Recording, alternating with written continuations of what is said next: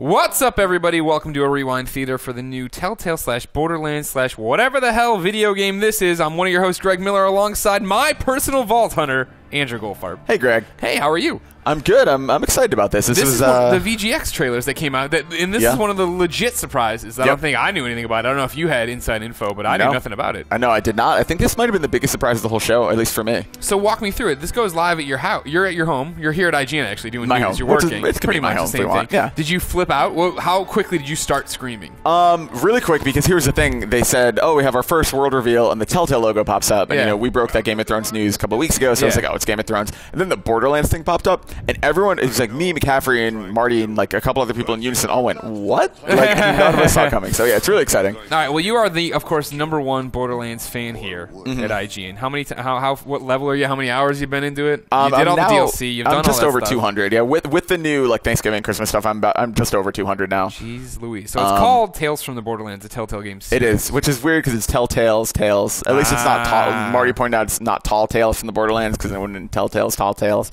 That would have broken my brain. You just broke my brain to begin with. And there is some stuff in here. I mean, it's a real short trailer, but there actually is some pretty decent concrete info. So there's two theories. I'm gonna run through what we can tell from this, and then I'm gonna run through what these two theories are and if they work. So tell me what we can see from. Where do I need to go? Okay. So right here at the beginning, if you want to, we can focus on these posters over to the right. Sure. As Handsome Jack, you see a little bit. And that's exactly right. You do see a lot of Handsome Jack. You see there's the very bottom of one of those wanted posters you see all throughout the game. You see Maya is wanted there. If you keep zooming out just a little bit, feels like you can see a couple of the other Vault Hunters. But yeah, mostly you're seeing Handsome Jack. And that's important for something we'll get to in a second.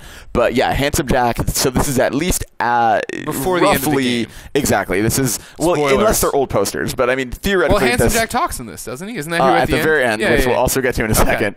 But so theoretically, this has to take place either near the beginning of Borderlands 2 or after Borderlands 2. But it's certainly not during like Borderlands 1 era. Okay. Like this is in the Borderlands 2 era for sure. Okay, great. So, and we'll get to that in a second. Now, these two people are going to meet in a second. Marcus Munitions here. This means you're in Sanctuary. This is kind of the... I know this gun shop well. Yeah, exactly. It's the main location. This is our main character, I guess. Okay, this is Fiona. Her name's Fiona. First-degree fraud. Scamming, quackery. Worth noting, there's no gigantic $1 million reward value here, and it doesn't say murder. So these are not Vault Hunters. These are not people who are killing everyone on the planet, who are doing all these awful things. She's more of a grifter, con artist, it sounds like. This is her here, right? She's tore down her own poster. She's turning in this thing. This is her, and that thing that she puts down is a shield. You might recognize from all the shields you equip throughout the game.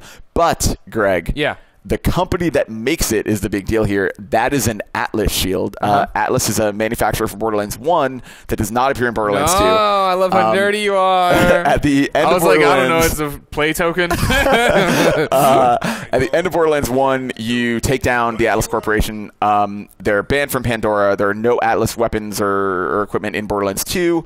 The fact that that's Atlas Corporation is a big deal for why I think the theory I like is that this takes place between Borderlands 1 and Borderlands 2. I see, that this is some kind of a prequel to the main story of Borderlands 2.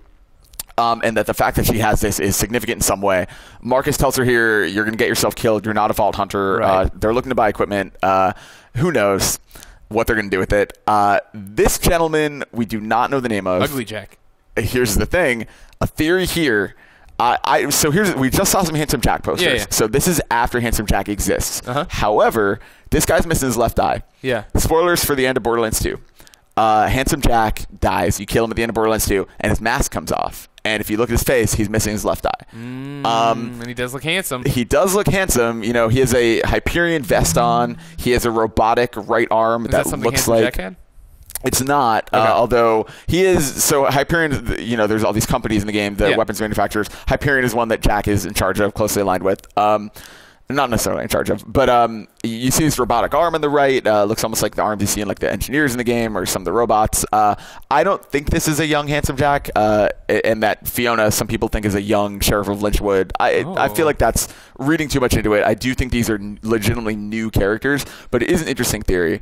And that's kind of our best look at her face. She's a scar over her eye. Sheriff of Lynchwood always has her hat down, like a cool Western pose, so you never quite see that level of her eyes. But I do think these are legitimately new characters. Okay. On a bit more. Marcus, like I said, warning them. Get out of here. I love Marcus. Now, this is interesting, right? So this is this little AI projection of Handsome Jack where he says, oh, man, so many people are going to die. Again, two theories here. I think that this seems to be, if this is taking place after Borderlands 2, this is maybe some kind of AI recreation of Jack. Gotcha. Or it could be like a projection the way you see like a, Angel in the game kind of speaking to you from far away.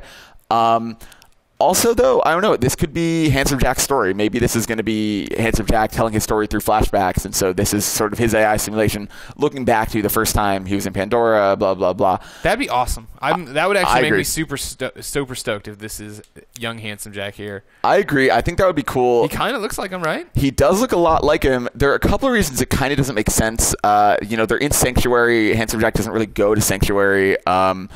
There were those Handsome Jack posters up. Maybe it is like an alternate story, though, or maybe this is a relative of Handsome Jack, or a clone or something. I don't know. There are all kinds of weird directions it could go in. I trust Telltale. After Walking Dead and Wolf Among Us, they're some of the best storytellers.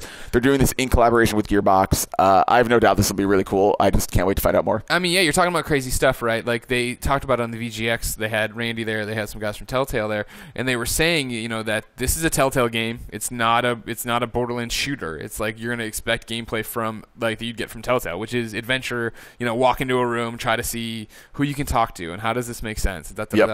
Is that exciting for you? I mean, like Borderlands just is not that, right? Borderlands is not that at all. It certainly isn't. I mean, you have there's some cool elements you can think of, right? Like looting is a huge part of Borderlands, obviously. Maybe in Telltale, part of the decision comes from which gun you pick up, and later that won't be as effective. You would assume it's not going to be like literal shooting, but they could do like little scripted shooting sequences. It does excite me. Like I love Borderlands. There's been so much DLC lately. I worry about getting burnt out on it. Yeah. And so this needs to stand apart. This needs to not just be a Borderlands game, an adventure game. It needs to have a reason for existing separate from, just being more Borderlands. So, again, I trust Telltale. They have the best pedigree. Like, I have no doubt this could be really cool. I just, we need to find out more before I say for sure. Say for sure right now. It's going to be great. Yay! That's all I needed to hear. Ladies and gentlemen, to find out if Telltale's Tales from the Borderlands, the Telltale Games series, is good or bad, make sure you keep it here on IGN. Goldfarb will be breaking down every trailer they put out as they get ready for this 2014 release. Until then, keep on checking everything we do. This is my song, Beatbox, Andrew. www.talesfromtheborderlands.com. IGN, baby! Beyond.